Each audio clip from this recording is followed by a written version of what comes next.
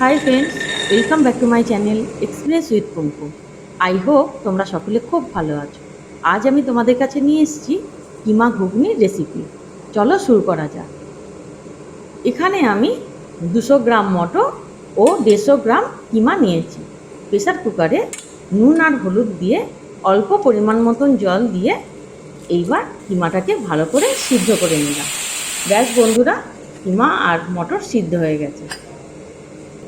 এবার কড়াইতে একটু বেশি পরিমাণে তেল দিয়ে একটা গোটা পেঁয়াজ পেস্ট ভালো করে কষে নিচ্ছি। এবার অ্যাড করলাম হাফ টমেটো পেস্ট, সেটাকেও ভালো করে কষে নিচ্ছি।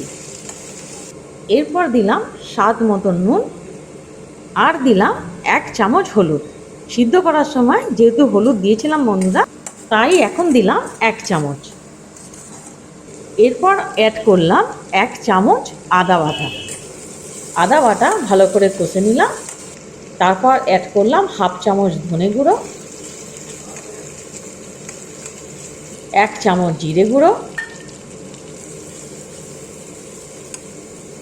এরপর দিলাম 1 চামচ রেড মির্চি, তারপর 1 চামচ কাশ্মীরি মির্চি।